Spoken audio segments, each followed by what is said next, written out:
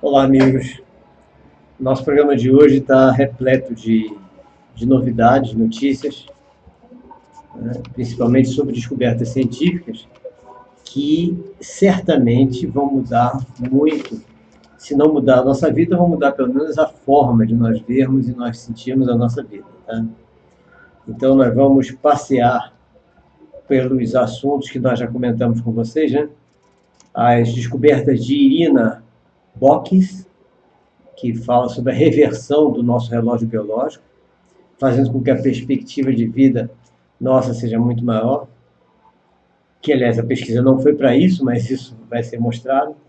Vamos falar sobre também a descoberta de Jason Shepard, neurocientista da Universidade de Saúde de Utah, falando sobre um tipo de proteína semelhante ao vírus para substituir o vírus como elemento de transporte de alguma coisa para dentro do corpo humano, já que isso é uma pesquisa que está sendo feita.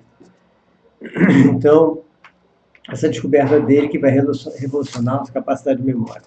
Adriano Azzoni, da Universidade de São Paulo, na desenvolvimento da vacina de terceira geração. Vamos falar sobre a epigenética, que é a teoria de edição dos genes, que quem está usando, quem está fazendo isso, um trabalho maravilhoso com isso, com o autista é Karina Grise Oliveira, no Hospital Albert Einstein, e o desenvolvimento, então, da teoria sobre isso, aliás, do mecanismo de fazer a edição do DNA, nós vamos falar sobre isso também, e vamos falar, inclusive, depois que foi criado isso, já está sendo feita a epigenética, que é a modificação dos genes, é uma observação de Jussi Taipale, da Universidade de Cambridge, mostrando os perigos exatamente da edição genética. Ou seja, as coisas vão sendo desenvolvidas, né? São coisas maravilhosas, mas de repente a gente vê que tem perigos, há perigos nessas coisas todas. Então isso, a gente não escapa disso, né? Quanto a essa parte a gente não escapa nunca. Ou seja, às vezes nós só vamos descobrir que a coisa tem efeitos colaterais muito tempo depois de estar usando aquilo. Vejam um caso, estudando na história da medicina, verifique o caso da radiologia, da radiografia. Muito tempo depois, quando se começou a desconfiar que muita gente estava morrendo cedo de radiação, etc., é que se viu que tem que tomar todo um cuidado possível para não se expor aos raios do raio-x. E hoje em dia, uma das coisas que a gente mais faz é se expor à ultrassonografia, que, por enquanto, a ciência diz que não faz mal nenhum. Mas são coisas perigosas, não devemos exagerar em nada, porque a ciência ela está engatinhando. Nós estamos muito aquém daquilo que nós precisávamos estar para poder entender um pouco dos mecanismos científicos da nossa biologia, etc. Né? Bom, uma coisa interessante é nós vamos falar então sobre o que nós... Primeiro assunto nosso. O primeiro assunto nosso é sobre Irina Bokis, que é uma cientista famosa. Eu já comentei sobre isso umas lives extras, por causa dos meninos que me pediram, do ensino médio, de algumas cidades, que me pediram para falar sobre o curso de farmácia, bacharelado em farmácia. Né? Então, ao falar do bacharelado em farmácia, eu não poderia deixar de falar de Irina Bokis, porque ela é PhD em farmacologia, ou seja, ela fez bacharelado em farmácia, mestrado em farmácia, doutorado em farmácia, e vários pós-doutorados em farmácia, da Universidade de Virgínia, nos Estados Unidos. Então, Irina, eu acho que eu tenho a foto dela aqui. Deixa eu ver se eu tenho. Tenho. Irina Bokis, está aí ela. Essa é a doutora Irina Bokis, da Universidade de Virgínia, nos Estados Unidos. E a publicação que ela fez, o artigo que ela publicou na revista Aging Cell, ou seja, envelhecimento celular, mostra uma coisa espetacular, uma coisa fantástica, tá? Eu já falei para os meninos do ensino médio, vou repetir aqui porque o nosso programa é agora, né? Aqui é que todos estão assistindo. Então ela fala, para começar, ela explica como é que funciona a célula para nós entendermos onde está a pesquisa dela. Né? O que ela diz? A célula, quando ela vai se deslocando na formação do ser humano, ela se desloca e, ao chegar no local em que ela vai ficar, digamos, coração, fígado, rim, pâncreas, etc., ou a própria pele, ela identifica o local que ela está, aí ela escolhe quais os programas que estão no meu DNA, porque o DNA é o quê? É um conjunto de programas de computador. Cada programa a gente chama de gene, que são aquelas 4 letrinhas, aquelas coisas, números, né? Então, cada programa, aí ela escolhe quais são os programas que têm a ver com aquele local do organismo, digamos, pâncreas. Aí esses programas são ativados e todos os demais programas, ou seja, todos os demais genes que estão no DNA daquela célula são desativados. Então, reparem, as células estão espalhadas pelo corpo todo, são 100 trilhões de células. O DNA é o mesmo em todas as células, mas em cada lugar que essa célula estiver, só estarão ativados os genes correspondentes àquele local. Então, só estarão funcionando os programas, só estarão ativos os programas correspondentes àquele local. Os demais, então, são desligados. Esses genes são todos desligados. O desligamento desses genes já, teoricamente, evitaria que eles atrapalhassem o funcionamento dessa célula. Mas, para uma melhor proteção, o que a célula faz? Pega todos os genes que foram desligados, ou seja, todos os programas desativados, e desloca todos eles para a membrana do núcleo celular. Então, elas vão para a membrana do núcleo celular, onde ficariam numa espécie de quarentena. Elas vão ficar lá quietinhas, desligadas. Por quê? Porque elas não podem ser liberadas porque o programa delas, desses genes, é incompatível com o local em que essa célula está. O programa do coração não pode estar ativo no rim. O programa do rim não pode estar ativo no cérebro. O programa do cérebro não pode estar ativo no pulmão. Então, só estão ativos os genes daquela área e os outros, além de estarem desativados, os genes estarem desligados, estão em quarentena dentro da membrana do núcleo celular. Bom, esse é o funcionamento. O que a doutora Irina descobriu? Descobriu que, em determinados casos, essa membrana do núcleo celular não funciona direito e acaba liberando alguns desses genes para o organismo. Agora, imagina, libera os genes que não tem nada a ver com aquele local. Então, obviamente, esses genes, esses programas liberados, são incompatíveis com aquele local. Vai dar um problema. Qual é o problema? É enfermidade. Então, essa incompatibilidade daquele programa vai causar algum tipo de enfermidade, uma doença, coisas assim. Agora, quando é que essa membrana do núcleo celular não funciona direito? Isso foi o que ela descobriu. Irina Bock descobriu que essa membrana, com o nosso envelhecimento, ela vai enrugando. Ela vai criando rugas como as rugas que aparecem na pele das pessoas mais idosas. Então, com o envelhecimento, aparecem as rugas. As rugas da membrana celular fazem com que ela não funcione direito. Agora, aí vamos pesquisar por que aparecem essas rugas. Tá? Essas rugas aparecem por causa da falta de uma proteína. Essa proteína é chamada lamin, L-A-M-I-N.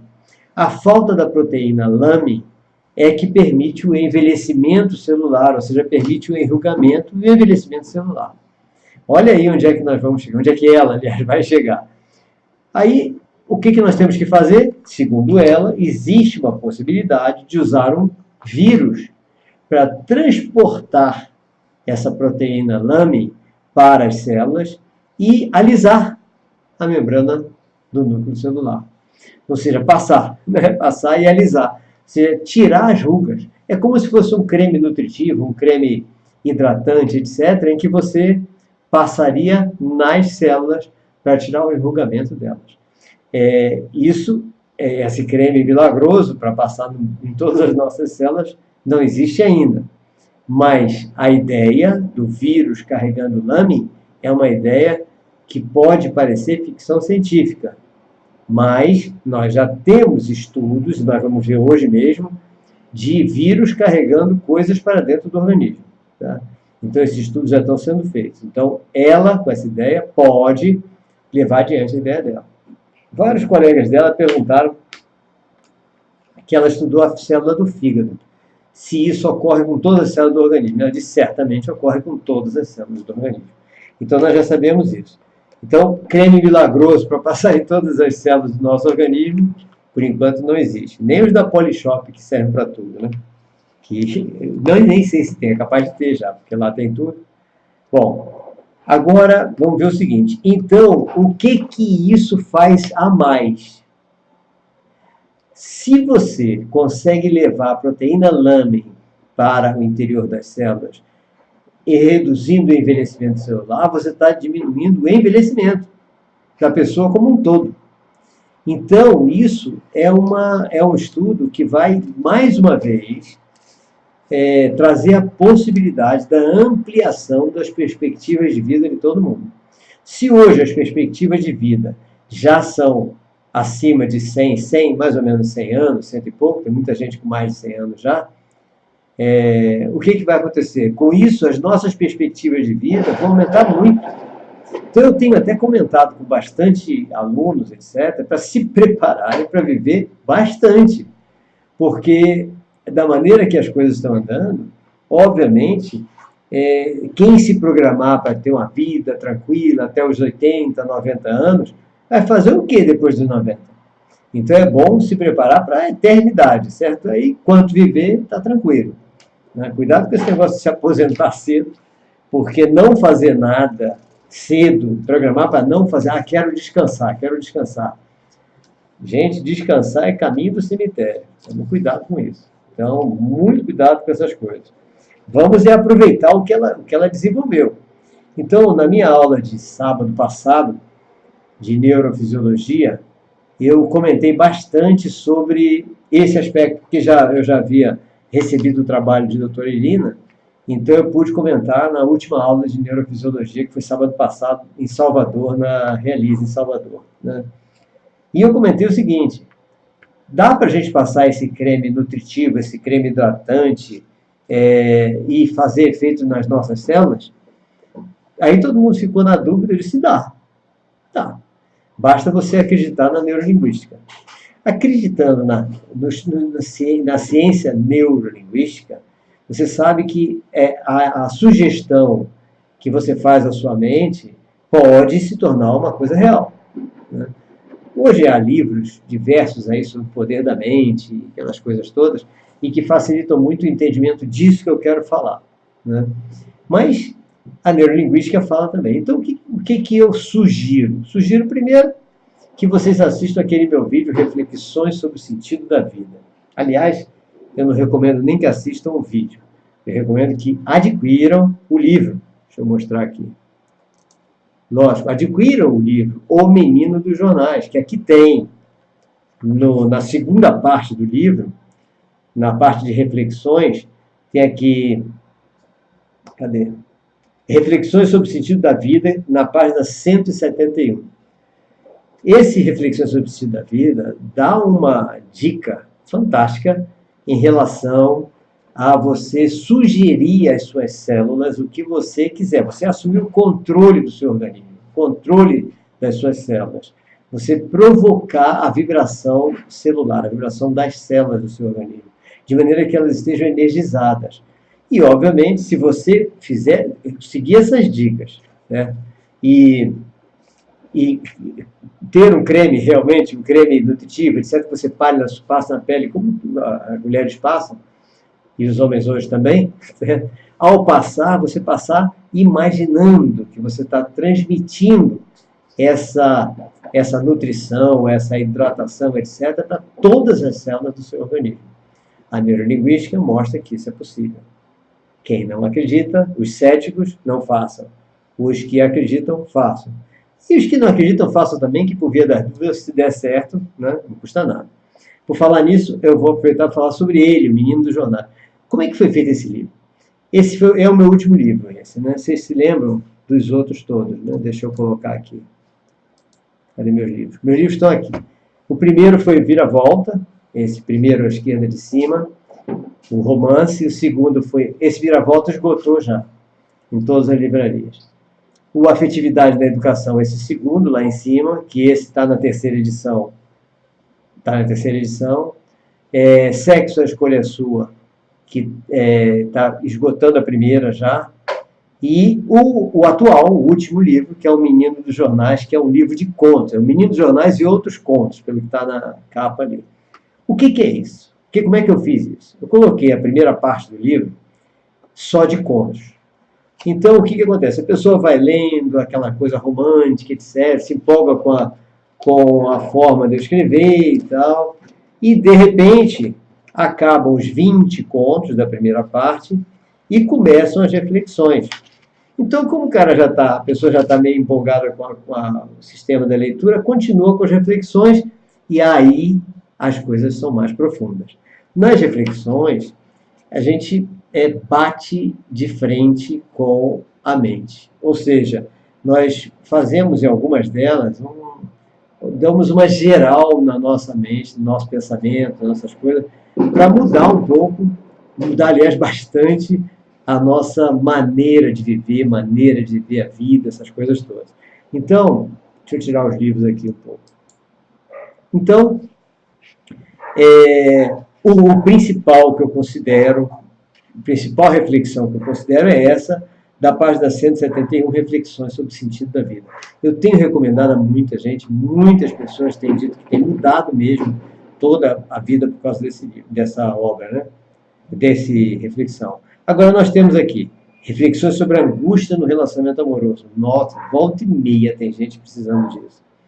É uma recuperação completa de quem está com algum tipo de angústia em relacionamento. E para os jovens, tem na página 153, Mito da Caverna e os Conflitos do Ego. esse mito da caverna e os conflitos do ego é para mostrar para os jovens, principalmente ensino médio, etc., que a escolha da profissão deveria ser uma coisa muito bem pensada. E aqui eu uso a história do mito da caverna, de Platão, exatamente para mostrar que, volta e meia, nós escolhemos a profissão baseada numa coisa pré-colocada, já pré-determinada na nossa mente. Ou você vai ser engenheiro, ou médico, ou advogado.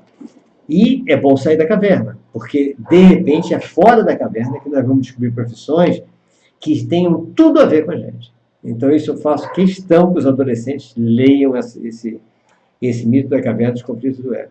Então, adquiram porque, obviamente, com a venda desse livro que a gente vai publicar o próximo. O próximo é o de Educação Inclusiva, sai esse ano, e vai sair depois dessa turnê que a gente vai fazer sobre o autismo. Já porque nós vamos incluir nesse próximo livro de Educação Inclusiva todos os casos que a gente vai encontrando por aí, já os diplomados já entram, e já vão entrar os de Passo Fundo, no Rio Grande do Sul, que vai ser o próximo curso sobre o autismo, depois algumas cidades da Bahia, e até vamos terminar lá no estado do Pará, em setembro. E depois, então, saia o livro, em outubro eu mando para a editora, em novembro, então, ele já estará nas bancas, tá? Essa Educação Inclusiva. Então, vamos continuar, então, com o nosso trabalho. Nós, então, falamos de Irina Bockes, e vimos que o trabalho dela acaba levando a gente à reversão do relógio biológico, ou seja, acaba nos levando a uma vida mais longa, ou seja, uma perspectiva de vida muito maior. E isso, então, significa que nós precisamos estar preparados para isso, certo? Porque perspectiva de vida grande, quem não estiver preparado, acaba morrendo mais cedo. Então, isso é fato. Temos que tomar bastante cuidado com isso, né? Bom, saindo de Irina, talvez a gente volte se tiver alguma pergunta, alguma coisa assim. Nós vamos agora para um outro cientista. Lembrem que Irina falou o quê?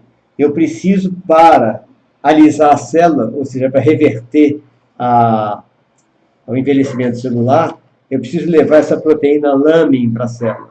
E para levar essa proteína lamin, um dos caminhos, já que está sendo estudado isso, é um vírus que leve a proteína para as células. Pois bem, falando em vírus levar a proteína para as células, nós temos um estudo feito por Jason Shepard, neurocientista da Universidade de Saúde de Utah. Jason Shepard, vou mostrar aqui quem é Jason Shepard. Vou ver se eu tenho a imagem dele aqui. Tem. Está aqui a imagem de Jason Shepard. Ele é da Universidade de Saúde de Utah e ele desenvolveu uma proteína, está desenvolvendo as proteínas chamadas vírus-like, ou seja, com funcionamento semelhante ao vírus. Então é uma proteína, em vez de vírus, usar a proteína, para que ela trabalhe como um vírus, levando a informação que você precisa levar para o local que você precisa enviar essa informação. Então, todo aquele processo de enviar vírus para substituir, curar isso, curar aquilo, já não seria com vírus, seria com a proteína vírus-like. Agora vejam só, se nós juntarmos o trabalho de Jason Shepard, esse cara que está aí, com o trabalho de Irina, o que nós vamos poder fazer? Já pensou você pegar o vírus, esse lamin, a proteína lamin, e transformar a proteína lamin em uma proteína vírus-like? Ela sozinha vai e faz o papel de reduzir o envelhecimento celular. Então, vocês veem que os trabalhos são completamente independentes, porque Irina Bockes, ela está na Universidade de Virgínia, nos Estados Unidos. Jason Shepard Utah, nos Estados Unidos também, mas neurocientista da Universidade de Saúde de Utah. E outra coisa dessa pesquisa de Jason é que essa pesquisa quando ele criou a proteína vírus-like, essa proteína, a maneira dela atuar, fez com que fizesse uma verdadeira revolução da capacidade de memória do ser humano. Então, muda toda a forma de comunicação interneuronal. Então, vai ser um grande avanço, essa pesquisa de Jason Shepard, Então, vocês peguem o nome, quem quiser pesquisar. Bom, aí é Irina. Aí está Jason Sheffer, Universidade de Utah. Utah é UTH, lá nos Estados Unidos. Então, pesquisar sobre novo também, assim como Irina, nova também. São 2 PhDs novinhos e que estão revolucionando a ciência médica de uma maneira espetacular. Tá? Então, agora é Jason que nós estamos falando. Tá? Bom, cadê Jason?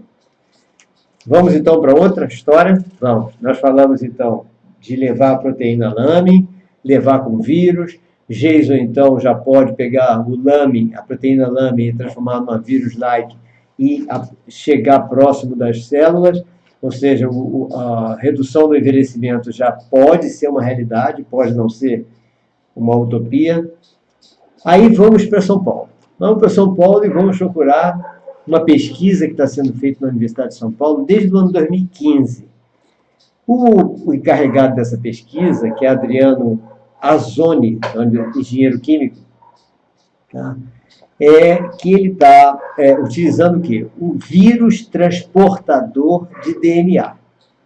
Então, esse vírus transportador de DNA é um vírus que, em vez de levar o vírus da doença, daquela doença atenuado, o vírus atenuado ou morto daquela doença, ele leva um DNA com um gene que codifica uma proteína antigênica. Então, repare só o que Adriano Azzoni, no seu trabalho, né, está fazendo. Então, na Universidade de São Paulo, seria, então, a provocação de uma resposta imunológica sem precisar levar o vírus da doença. Então, vejam que avanço isso pode dar. Essa pesquisa está desde 2015, vamos ver se entra em vigor logo. Seria uma vacina de terceira geração. Ou seja, uma vacina completamente sem... Quer dizer, aparenta que não tem o mesmo perigo nenhum. Pode não trazer nenhum daqueles perigos das vacinas atuais. Porque, repare que a vacina da febre amarela é uma vacina que teve gente que tomou e morreu de febre amarela. Então, por quê? Porque é um vírus vivo.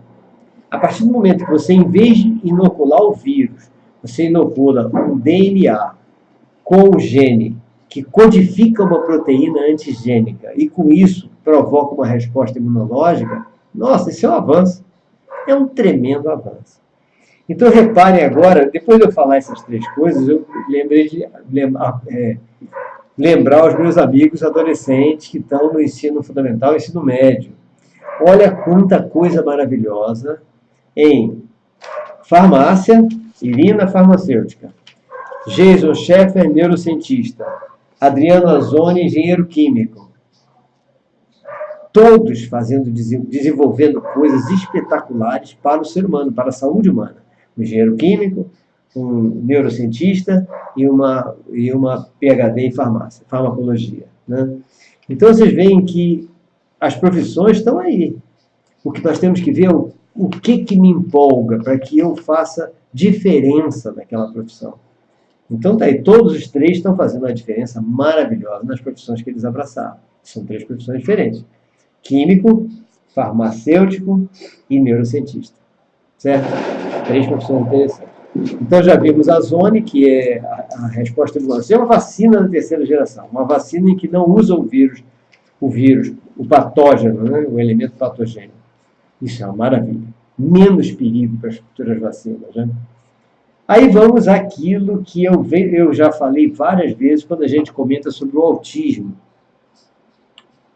Em todos os meus cursos sobre autismo, inclusive esse que eu vou dar agora em Passo Fundo, no Rio Grande do Sul, que o que eu dei em Brumado, na Bahia, tá? Eu comento sobre como andam os estudos sobre a cura do autismo. Então, quando eu falo sobre isso, eu falo de 2 caras fantásticos. Alisson Muotri, brasileiro, nos Estados Unidos. Outro dia teve até uma reportagem sobre ele numa televisão aí. E falo sobre Karina Grise Oliveira, que está no Hospital Albert Einstein. 2 brasileiros. Alisson nos Estados Unidos, Karina no Brasil, no Hospital Albert Einstein. Não vamos falar de Alisson hoje, porque o nosso assunto agora é epigenética. Nós estamos falando de alterações nos genes. A epigenética é uma ciência que trata as pessoas, tenta curar as doenças, etc., alterando o gene. Tá? Então, nós já vimos com Irina essas alterações no gene, como funciona essa história do gene. Então, vamos ver da epigenética. O que Carina Grise Oliveira faz nas suas pesquisas em relação à epigenética? Ela está tentando descobrir como encontrar uma chave que ligue ou desligue os genes. A gente sabe que dentro das células, alguma coisa da programação da própria célula, ela automaticamente liga e desliga os genes que ela quer. Basta ela descobrir onde ela está e desliga todos os genes que não servem para ali. Mas e nós? Como é que nós podemos interferir na célula para que sejam desligados os genes defeituosos, por exemplo? Do autismo, por exemplo, como TRPC6. TRPC6. Esse TRPC6 é um dos genes provocadores do autismo. Aí a Carina descobriu uma chave que é a utilização da hiperfluorina. A hiperfluorina desliga esse gene. Aí a criança fica normal. Os estudos estão em andamento. Qualquer dia desse a gente já pode ter a cura do autismo pelo trabalho de Carina ou pelo outro, que eu não vou comentar agora, de Alisson Bota, que é completamente diferente. As linhas são completamente diferentes. Bom, isso que Carina está fazendo é epigenética. É alterar um gene. Como é que a gente altera um gene?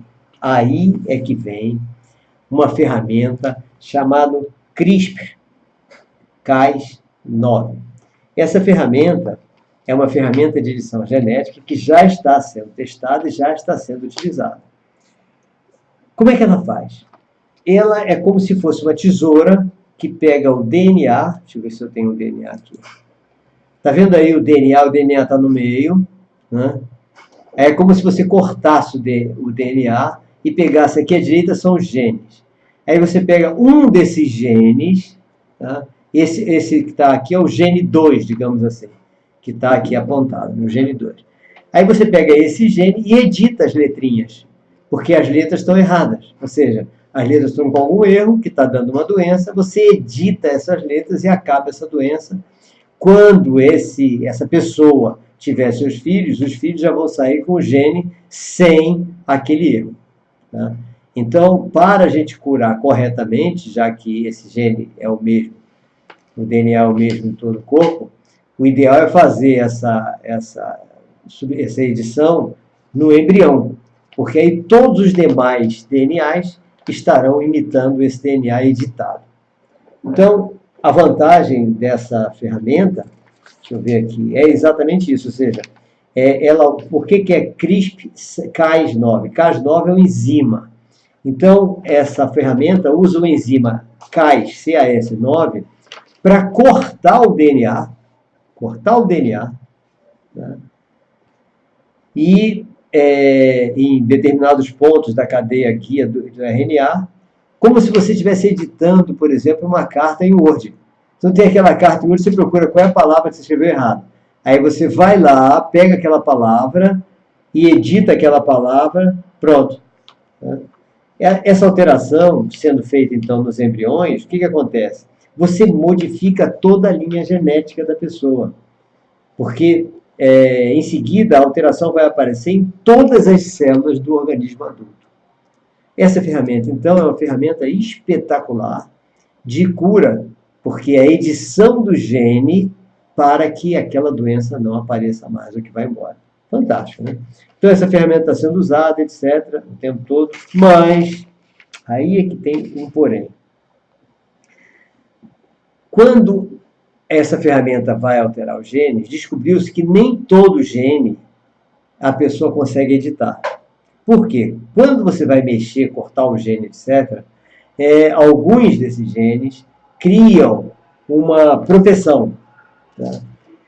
Um mecanismo de proteção. Esse mecanismo, que que a maioria das células tem, faz com que... esse mecanismo é para quê? É uma proteção para não ter dano no DNA. Então, as nossas células criam, quando elas são ameaçadas, algumas delas, elas criam um mecanismo de proteção para não ter dano no DNA. Então, na hora que você vai editar a célula, pode não conseguir, porque a célula pode gerar essa proteção para não ter dano no DNA. Nem todas as células podem ter essa proteção, principalmente as células ligadas à aprendizagem, porque uma das coisas que uma outra cientista, que tem nada a ver com o que nós estamos falando hoje, eu me lembrei agora aqui, comentou, e está em estudo ainda, mas eu acredito que seja verdade, que seja isso mesmo, apenas ela precisa de confirmações ainda, é que a nossa aprendizagem se dá com a quebra do DNA. Então, a quebra do DNA, aí o organismo faz de tudo para recuperar aquele DNA. Nessa recuperação aparece a aprendizagem. Mas isso nós não vamos conversar agora, não. Isso nós vamos falar quando nós estivermos falando sobre aprendizagem, eu ver os trabalhos dessa outra pesquisadora e passar para vocês. Mas então vamos ver agora o seguinte. Isso significa, então, que as células editáveis são apenas as células cuja proteção não é disparada na hora que você vai fazer o corte. Tá? Aí apareceu o Dr. Jussi Taipale, vamos ver ele aqui, cadê ele? É esse. Dr. Jussi Taipale, da Universidade de Cambridge, na Inglaterra, que ele está liderando essa pesquisa que eu vou falar agora. Essa pesquisa está sendo feita pela Universidade de Cambridge, no Reino Unido, e pelo Instituto Karolinska, na Suécia. O líder da pesquisa é esse cara que está aí, Jussi Taipale. Que pesquisa é essa que eles estão comentando? Essa pesquisa deles mostra o seguinte, já que as únicas células editáveis são as células que não têm essa proteção, corre o risco de nós termos populações celulares com genoma editado, tá? Contendo uma grande quantidade de células sem esse importante mecanismo de proteção, tá? Contra danos do DNA, né? Então, o que pode acontecer? Essas células podem se tornar células tumorosas, ou seja, terrível, células que podem criar tumores, que é o câncer. Então, ele imediatamente fez o alerta, quando ele descobriu, quando chegou a essa conclusão, eles dois, né? O Instituto Karolinska, na Suécia, e a Universidade de Cambridge, no Reino Unido. Então, eles começaram a alertar todos os pesquisadores dessa ferramenta de edição celular, edição genética, para esse perigo. Então, agora, não é que vai dar um freio na edição genética, não. Mas agora são dois estudos que precisam ser acoplados para que a edição genética continue, mas de alguma forma não haver o cuidado para não criar populações celulares totalmente desprotegidas e prontas para se transformarem em células tumorosas. É um grande perigo do câncer aparecendo de novo. Então, esse é o problema sério dessa nova ferramenta de edição genética, que realmente é fantástica. Você vê, a edição genética tem como vantagem o quê? Corrige a programação genética do ser humano, né? Sendo no embrião, como a gente viu, você muda toda a linhagem genética da pessoa, né? Perigo, então, são esses genes criarem uma população de gene fragilizado e que pode realmente se transformar em células cancerígenas, né? O que fala mais? Bom, então, isso de Jason é esse trabalho. Então, o Jason veio dar um freiozinho meio danado nas pesquisas sobre edição genética. Eu não tive contato com a doutora Karina para ver qual é a ideia dela em relação a esse gene TRPC6, da cura do autismo, né? Mas vou entrar em contato antes de sair para essa nova corrida de cursos que nós vamos dar, itinerantes, né, pelo Brasil todo, sobre o autismo. Bom, então, quem tiver alguma dúvida, pergunte, eu estou olhando aqui de vez em quando, cadê? Pedro Carlos, de Pixuna do Pará, estarei aí em setembro, viu, Pedro Carlos? Aí em Pixuna em setembro. Enéas, estarei aí sábado e domingo. Vamos ver se dessa vez a gente se vê aí em Itabuna. O Dirley, estarei na Chapada logo depois de Passo Fundo, no Rio Grande do Sul, lá pelo dia 20 e pouco de julho. Então, deixa eu ver se tem mais alguém aqui falando. Bom, então é isso.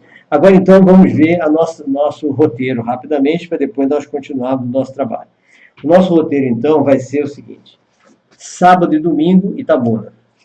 Então, sábado e domingo, interpretação dos sonhos em Itabuna, na Clínica Persona. Tá? Quem quiser ainda se inscrever é 73-3212-7070. Então, 73-3212-7070. Clínica Persona em Itabuna. Ou 73-9191-9004. 9191-9004.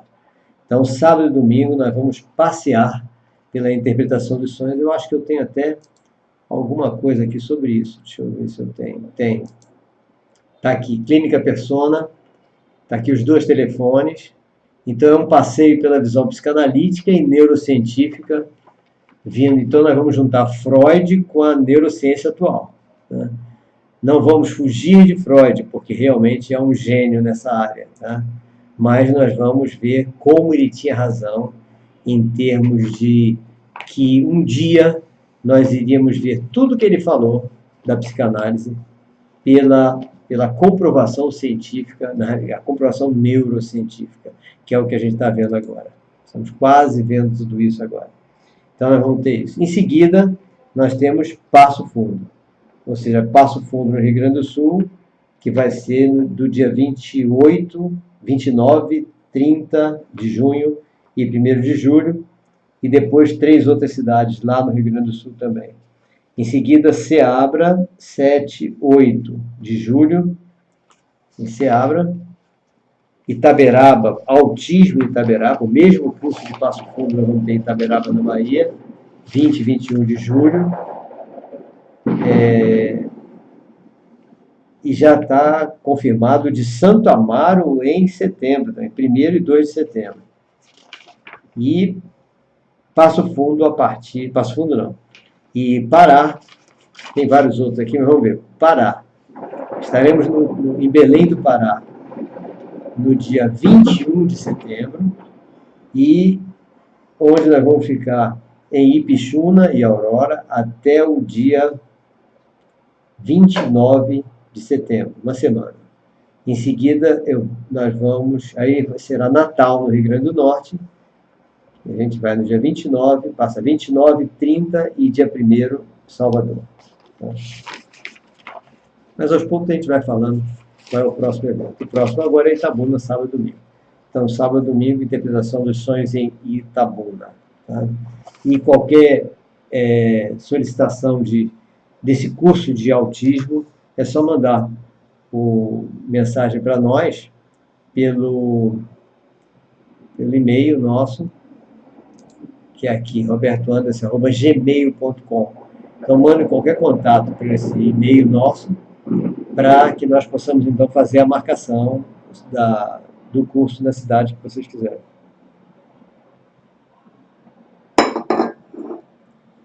Só precisa ver logo para a gente ver, porque para encaixar direitinho nos intervalos entre os cursos que já estão programados, ok? Então, o e-mail é esse, robertoanderson@gmail.com, entre em contato conosco, ok? Aproveito para lembrar o seguinte: inscreva-se no nosso blog, que é robertoanderson.blogspot.com. Por quê? Nesse blog estão todos os artigos que geram os vídeos, ou todos os textos dos vídeos falados, né, dos vídeos curtos que nós produzimos de vez em quando. Então, lá você tem o artigo e tem o vídeo também. Tem acesso ao vídeo também. Então, inscreva-se nesse blog, robertoanderson.blogspot.com, porque todos os artigos você vai receber a informação, a comunicação de que ele está publicado, todo vídeo você vai receber a comunicação que ele está publicado, mesmo sem precisar acessar o nosso canal do YouTube, que você já sabe, está aí, youtube.com/c/Roberto Anderson. Esse é o nosso canal do YouTube, onde todos os vídeos estão publicados lá. Mas o principal mesmo é o blog. Porque aí você tem o vídeo e tem o texto também, né? Inclusive, várias das reflexões desse livro estão nesse blog também. Não estou dizendo isso para você não comprar o livro, porque se não comprar o livro, eu não publico o próximo, certo? E é um investimento que serve para nós termos mais produção, por aí, né? E alguém me perguntou também aonde se encontram esses livros. Os livros todos estão nas livrarias virtuais, Cultura, Saraiva, Civilização Brasileira, etc. Mas, para ser mais rápido, entra no blog, nesse que eu coloquei aí, blogspot.com, e clica na capa do livro que você quer. Porque vai aparecer o link pelo Mercado Livre. A vantagem de eu comprar o livro no link do Mercado Livre é que ele sai do IUP. Saindo do IUP, o que acontece? Você pode dizer que quero o livro autografado. Que aí é só avisar na hora de comprar no Mercado Livre, dizer que é autografado, né? Para quem, se é para você ou para quem, qual o nome, que aí o livro já vai, passa por mim, eu autografo e vai pelo Mercado Livre para a sua casa. Então, é o meio mais tranquilo de nós termos o livro autografado. Ou esperar eu estar na sua cidade. Normalmente, se eu não vou indo de avião, é pouco livro que eu levo. Mas não sendo aqui na Bahia, aí é fácil levar bastante livro. Ok? Então, esses são os detalhes. Então, gente, essas foram as principais notícias de hoje. As principais notícias científicas de hoje. A outra notícia de hoje, que não é científica, faz parte das dúvidas que estão surgindo, e que é bom a gente alertar agora, é porque todas as escolas, elas estão agora já tendo que fazer o tal do censo escolar. Aí a gente entra na área da educação inclusiva. Na educação inclusiva, está tudo novo, né? E as leis são relativamente novas, as decisões são relativamente novas, etc. Então, o que nós temos de interessante? Interessante porque a legislação, afinal, começou a proteger com mais assiduidade, com mais perseverança, as pessoas que não têm facilidade de aprendizagem. Mas não foi bem, não está perfeito, né? Lógico. E a gente vê que não está perfeito quando nós vamos ver quem é que pode ser atendido pelo atendimento educacional especializado. Já tem um vídeo publicado meu, rápido, de hoje à tarde, de hoje pela manhã. Então, quem tiver alguma dúvida, entre nesse vídeo, que é dúvidas sobre a preenchimento do censo escolar. Mas vamos comentar aqui sobre isso. Então, a legislação toda diz que quem diz que a pessoa deve, pode, precisa ser atendido pelo atendimento educacional especializado é o educador. É a escola, o educador, uma equipe multidisciplinar, é quem vai avaliar quem é que pode ser atendido. Só que a legislação coloca quem são os especiais que podem ser atendidos, e aí, na hora do censo escolar, você tem que enquadrar a pessoa numa daquelas características, tá? E, obviamente, o que está na legislação não cobre todas as características de pessoas que precisam do atendimento educacional especializado. Por exemplo, deixa de fora síndrome de Down, disléxico, descalcúlico, TDAH, tá? Tudo isso fica de fora. E as pessoas que têm dificuldades sérias de aprendizagem, mas que não têm nenhum transtorno, nenhuma síndrome. Apenas têm uma dificuldade séria de aprendizagem, mas que não está enquadrada em nenhuma das outras dificuldades. Como é que nós vamos, então, fazer isso, já que nós queremos, teoricamente, uma escola inclusiva? Então, nós queremos uma escola inclusiva, mas a legislação de educação inclusiva exclui TDAH, disléxico, descalcúlico, tudo isso. Então, é uma legislação inclusiva excludente. E exclui muito mais as pessoas que têm dificuldade de aprendizagem e que não são nem disléxico, nem descalcúlico, nem nada disso, mas têm uma dificuldade séria de aprendizagem. Eu tenho muitos casos assim. Eu tenho casos de pessoas que não têm nenhuma comorbidade, nenhum transtorno, nenhuma síndrome, não tem nada, mas tem uma tremenda dificuldade de raciocínio lógico-matemático.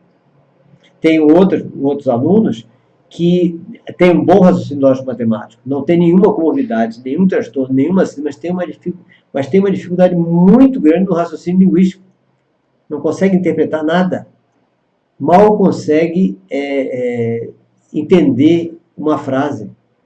Tá? Mas já não é alfabetização, não. Que o IUP em Salvador é do 6º ano do ensino fundamental 2 e ensino médio.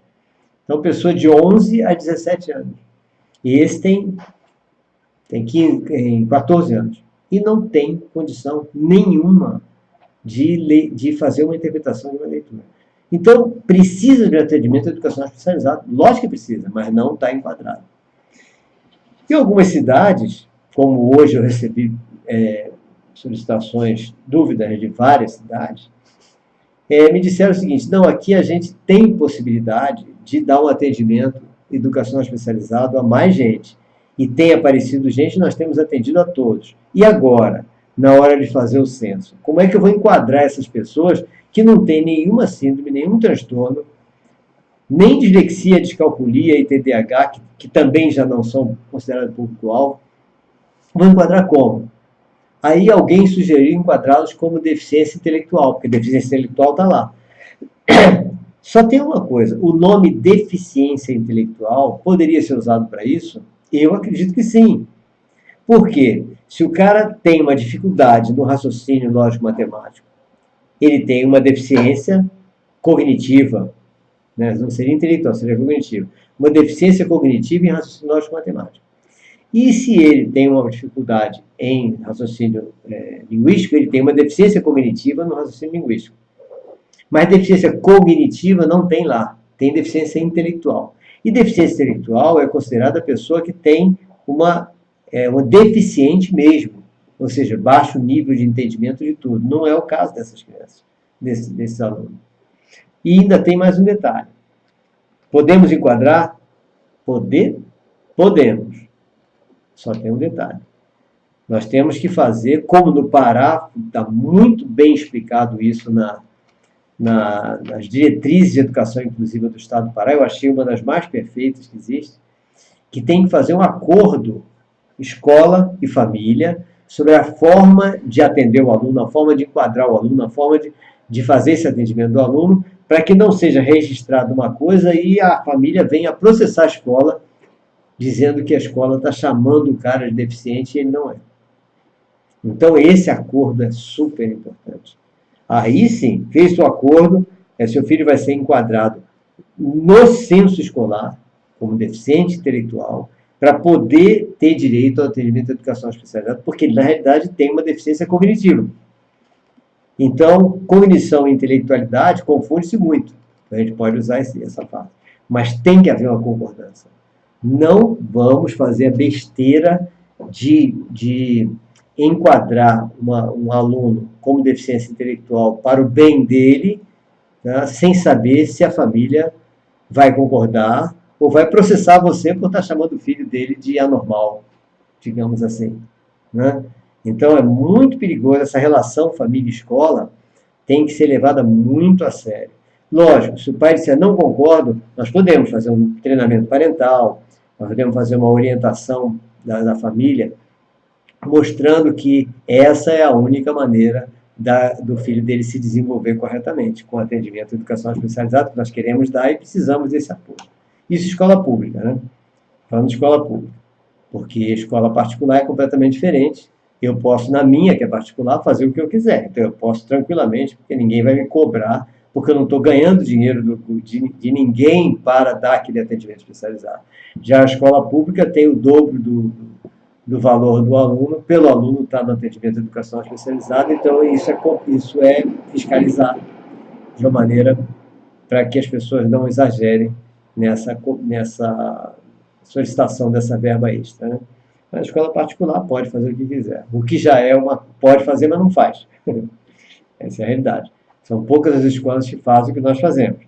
Ou seja, nós realmente fazemos atendimento educacional especializado e nós vemos claramente as pessoas fugirem disso.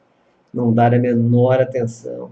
Deixar lá no cantinho a criança acolhida, sem nenhum tipo de desenvolvimento. É um crime uma coisa dessa. Considero um verdadeiro crime, porque cada criança dessa, ela tem, todas elas têm potencialidade, todas elas têm a possibilidade de se desenvolver, só que elas precisam de nós. Então, a partir do momento que você não dá esse apoio, você está realmente provocando a queda da autoestima, a capacidade de desenvolvimento dela, você está destruindo essa criança. Isso é que é o maior perigo, a coisa que eu acho um crime. Eu não posso considerar como crime porque não é considerado crime, mas para mim isso é um verdadeiro crime o que nós estamos fazendo, o que as pessoas estão fazendo. Oi, Cláudia, do EFA, vocês estão aí assistindo também, né? A EFA, ótimo, excelente. Prometi voltar aí na escola da família agrícola e até hoje, e aí não, se abra, né? E até hoje não voltei. Mas eu, logo depois do Rio Grande do Sul, estarei aí. Tá? Então é isso, ou seja, aí, como eu comentei, de como enquadrar a criança com dificuldade de aprendizagem no censo escolar, nós temos mais um detalhe nessa combinação com a família. É que essa combinação com a família é apenas para nós darmos atenção à criança e nós podemos enquadrar no censo escolar. Só tem mais um detalhe. Nós temos que tomar cuidado de não transformar esse enquadramento num elemento gerador de bullying. Olha só o perigo, mais um perigo aí. Porque se você enquadra a pessoa como deficiência intelectual, porque não tem deficiência cognitiva no censo escolar, e aí a criança vai ser enquadrada. É DI. Isso pode criar um elemento de bullying. E isso é pernicioso, é perigosíssimo. Né? Então, todo cuidado deve ser tomado, mas isso é um cuidado que nós temos que tomar, inclusive com as próprias crianças que têm deficiência mesmo, que têm deficiência intelectual mesmo, que têm autismo, tem tudo isso. Porque senão, não é só ruim pelo bullying, é ruim pelo auto-bullying. O que é o auto-bullying? É a criança, como eu já tive vários, que chegam para você e dizem, eu sou autista, sabia? Eu sou autista.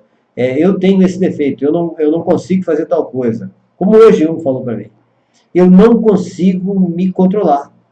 Eu tenho que comer doce todos os dias. Eu compro doce, como tudo que tem glúten, lactose, tudo, porque eu não consigo me controlar. E aí eu não consigo parar de irritar os colegas, bater em todo mundo.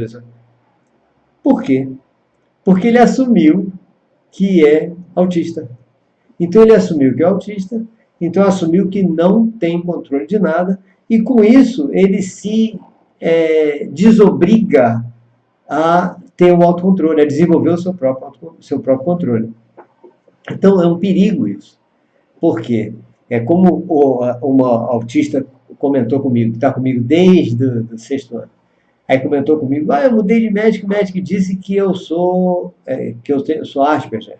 E você disse que eu não sou. É lógico que eu digo que não sou, que eu estou agora falando com vocês, não? É lógico que eu digo que não é, porque a partir do momento que você diz para a criança que ela tem uma anomalia, uma síndrome, um transtorno, uma deficiência, olha a neurolinguística aí, a neurolinguística atuando negativamente. Aí os sintomas daquela doença passam a ser aumentados, porque ela passa a assumir aquele sintoma para ela. Se ela assume que não tem a doença, que ela não tem o sintoma, que aquilo é temporário, o próprio cérebro vai trabalhar no sentido de reduzir os sintomas e até eliminá-los. É, aliás, uma pesquisa que eu vou trazer para vocês um dia, vou procurar aqui esse trabalho e com a cientista, com o nome da cientista, para quem quiser pesquisar. Essa cientista estava fazendo uma pesquisa com John Nash, né? Nessa pesquisa com John Nash, você se lembra, John Nash é aquele matemático que ganhou o Prêmio Nobel de Economia e que deu origem àquele filme Uma Mente Brilhante. Muitos de vocês assistiram. Então, John Nash, esquizofrênico paranoico. E essa cientista começou a estudar o caso dele e outros casos semelhantes, mas o dele mais grave, que o cérebro estava curando, diminuindo os sintomas, fazendo ele ter um autocontrole, coisa que não é possível, teoricamente, no esquizofrênico paranoico. Como é que ele conseguiu? Então, o que ela ainda está em pesquisa e está descobrindo, e não pôde mais pesquisar com ele, porque ele morreu num acidente de trânsito lá em Nova York, ele e a esposa morreram num táxi, o táxi bateu, eles estavam sem cinto de segurança e os dois morreram. Aí ela parou, está com a pesquisa dos outros cobaias, né? Descobriu o seguinte, que o cérebro, desde que ele esteja com a autoestima elevada, ele trabalha incessantemente para corrigir todos os nossos problemas, e ele tem condição disso. Então, para isso, nós precisamos da autoestima elevada. Então, por que eu não digo para os meus alunos que têm qualquer tipo de deficiência, qualquer síndrome, qualquer transtorno, que ele tem? Eu digo que não tem, que aquilo é temporário. Para que o cérebro dele fique livre para corrigir os sintomas e, quem sabe, trazer até a cura. Nós já tivemos pessoas que se diziam, ou que diziam que eram disléxicos, e dois ou três que se diziam que eram descalcúlicos, e que ficaram curados. Ué, descalculia tem cura? Dislexia tem cura? Eu não sei, até hoje eu não sei. Mas que esses ficaram curados, ficaram. Então, ou eles não tinham, apenas estavam com sintomas, ou o cérebro deles providenciou a cura. Se foi o cérebro ou não, que isso está tudo registrado nos nossos trabalhos, nossos livros de registro de acompanhamento escolar, né? Se foi o cérebro ou não, nós não sabemos, mas que curou. Que não apresentou mais nenhum sintoma, apresentou. Nós temos um, inclusive, que era disléxico, e no final das contas, depois que se formou na universidade, ele foi a maior média de toda a universidade. Como? Está fazendo doutorado agora, acho que já terminou o doutorado. Então, olha só que coisa maravilhosa. Mas por que? Autoestima elevada. Então, isso é muito importante. Então, é por isso que eu não digo que a pessoa tem. Então, esse é o outro detalhe de nós enquadrarmos uma pessoa com deficiência intelectual, porque nós podemos, se ela souber, ela pode baixar a autoestima dela, e eu sou deficiente, e eu sou doente, eu sou uma pessoa doente, eu sou uma pessoa diferente. Isso é terrível. Nós temos que fazer de tudo para ajudar sem prejudicar. Então, não vamos enquadrar, não vamos mostrar o enquadramento externamente. Apenas enquadrar para efeito de poder dar essa atenção especial. Tá? E isso tem que ser de maneira sutil, para que a gente possa obter resultados sem prejudicar a criança mais ainda. Ou seja, na realidade, tudo que a legislação fala, diz, etc., nós temos que ler, cumprir a legislação, verificar de que forma nós podemos não prejudicar as crianças, como agora, como eu falei para vocês, que a legislação exclui disléxico, exclui descalcúlico, exclui TDAH, exclui tudo isso, para que a gente possa enquadrar quem realmente precisa, enquadrando em alguma outra das classificações possíveis por lei. Tá? Isso é importante. Quero aproveitar para mostrar a vocês, deixa eu ver aqui se eu está aqui. Assim, eu já falei do blog. Aí é o e-mail. Lembrem de passar o e-mail para qualquer dúvida que tiverem, qualquer coisa que vocês precisarem, e quiserem comentar, dúvida, sugestão, etc., à vontade. Tá? Oi, Dagoberto. Obrigado a você por estar assistindo. Tá? EFA, mais. Então, e assim, inscrevam-se no YouTube, certo? No youtube.com, e entre e no blog. Tá aqui, cadê o blog? Falei errado. Tá aqui. E no blog, além de você se inscrever para poder ler todos os artigos, etc., inclusive aquela reflexão que eu disse para vocês comprarem o livro. Então eu falei para vocês comprarem o livro, que me interessa que vocês comprem o livro, que eu não posso dar de presente. Se eu pudesse dar de presente para todos vocês, mas se eu der de presente, não tem o próximo, porque o próximo depende da venda desse. Certo? Cada livro que eu publico depende da venda dos anteriores, óbvio, né? Então, como a gente pretende publicar o de educação inclusiva esse ano, precisa, então, vender esse e os outros, né? Aqueles outros livros que vocês já conhecem. Deixa eu ver se está aqui. Está aqui. Os outros livros você já conhece, que é Viravolta, que já está esgotado. Eu vou ver se reedito ele, mas não agora, né? Primeiro vai ser o de inclusão. A Afetividade da Educação, que já está na 3ª edição. É o livro mais vendido meu, porque ele dá uma geral de todas as necessidades das crianças, desde o nascimento até os 18 anos. Sexo, a escolha é sua, que dá uma geral também na parte da orientação, do desenvolvimento da sexualidade, principalmente das crianças especiais, aqueles problemas sérios que ocorrem no início da puberdade, da síndrome de Down, do autista, etc., que dá dor de cabeça para professor, para pais, etc., um monte de dica importante da área da sexualidade. Então, ele é completo da sexualidade. Aliás, sobre sexualidade, vou lembrar aqui, por falar nesse meu livro, Sexo, a Escolha é Sua, nós vamos ter esse ano,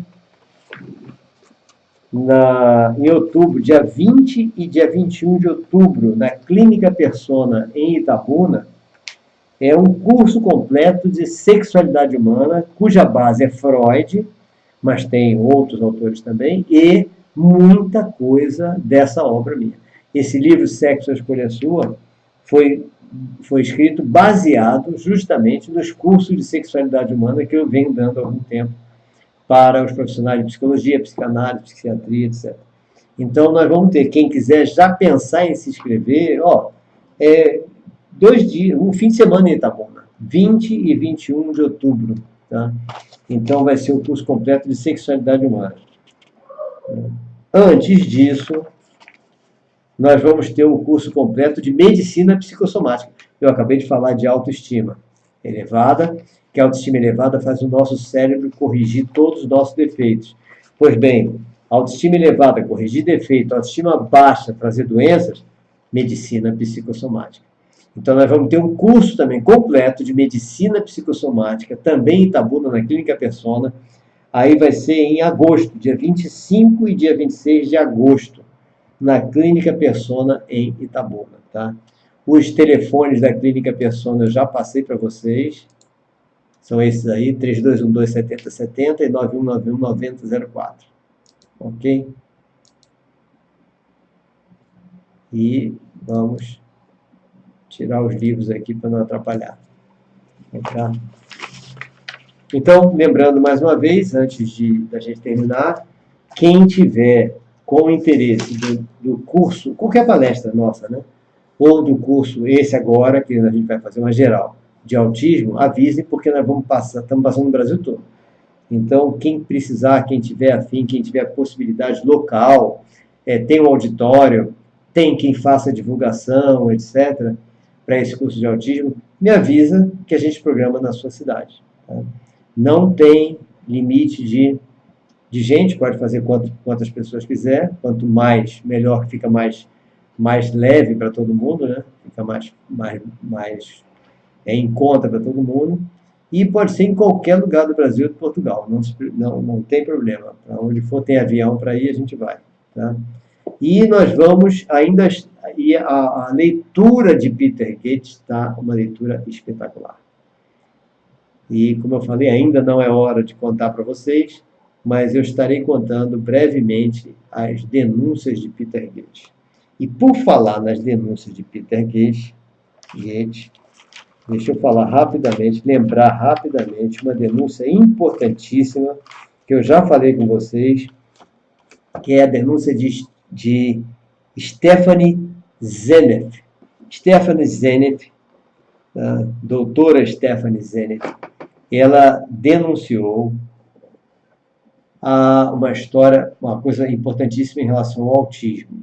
Segundo ela, a utilização do glifosato, estou repetindo aqui as palavras dela, a utilização do glifosato em produtos como o Roundup da Monsanto está fazendo com que, brevemente, nós tenhamos uma população de autistas no mundo inteiro. Porque o glifosato é um desses medicamentos mortais, tá? Falado por Peter Gates, e é usado tranquilamente pela Monsanto no seu produto mais vendido, que é o Roundup. Né? E, segundo Stephanie Seneff, no ano 2025, nós estamos em 16, quer dizer, daqui a pouco, a cada 2 crianças nascidas, uma será autista. Justamente por causa da utilização de um medicamento mortal num produto que está sendo vendido para todo o processo de agricultura no mundo inteiro. Pior de tudo, e que Peter Goetz não colocou, porque não sabia, aconteceu a semana passada, a Bayer, a gigante da multinacional dos remédios, adquiriu a Monsanto, outra gigante da multinacional de medicamentos. Então, o que nós temos hoje? Nós temos uma imensa máquina de corrupção, uma imensa máquina geradora de propina para que todos esses medicamentos mortais sejam autorizados pelos governos de todos os países, né, para que a população se dê muito mal e eles enriqueçam cada vez mais. Infelizmente, eu não gostaria de falar isso, mas é a verdade, é o que está acontecendo. Tá? E, para terminar, que a gente já passou 7 minutos, lembrar que para os famílias de autistas, comprem o livro da Cláudia Marcelino. O livro de Cláudia Marcelino é o livro Autismo, Esperança pela Nutrição. Serve para o TDAH também. Porque lendo esse livro de Cláudia Marcelino, enquanto não tiver cura do autismo, vocês estarão diminuindo bastante, mas bastante mesmo, todos os sintomas de agressividade, irritabilidade, etc., do seu filho. Então, não é cura. Lógico que não. A cura vem pelas pesquisas de Alisson Mota, de Karina Gris Oliveira, mas Cláudia Marcelino é um tratamento que, por enquanto, é o que a gente pode fazer para reduzir os sintomas enquanto a cura não vem. Infelizmente, muita gente, em vez de fazer esses tratamentos para reduzir os sintomas, prefere dar medicamentos que camuflam o sintoma, como risperidona, Rivotril, etc., que só camufla o sintoma, faz a pessoa dormir, desmaiar na realidade, como se estivesse dormindo, etc. Então, são coisas tristes que estão acontecendo com a medicina e que Peter Goetz denuncia. E nós vamos falar brevemente sobre isso, ok? Que foi Jerusa, sua fã, tinha perdido suas aulas, vou adquirir os livros que não possuo, maravilhosas aulas gratificantes. Quem quiser adquirir o livro, entre no blog, porque, como eu falei, né, entre no blog, clica na capa do livro e aí vai um link direto para o Mercado Livre. Se eu não estiver indo para a sua cidade, né? Se estiver indo para a sua cidade, espere e compra na minha mão, que eu já autografo. Agora, clicando no blog, vai ser pelo Mercado Livre e, como eu falei, é só avisar que quer autografado, dizer o nome, que é pelo IUP mesmo que vai ser enviado, quando é Mercado Livre. Aí já vai autografado. Ok, gente? Então, hoje nós nos estendemos um pouquinho, 10 minutos a mais, mas é que eu me empolgo aqui, né? E é um prazer muito grande estar conversando com vocês, né? E até então, a qualquer momento que a gente vai publicar alguns minutos de educação, dessa vez eu vou ver se eu consigo publicar alguns, e sábado e domingo, lembrando, estaremos em Interpretação dos Sonhos em Itabuna, na Bahia. E até o nosso próxima live, quarta-feira, às 9 da noite. Forte abraço para todos vocês e até lá.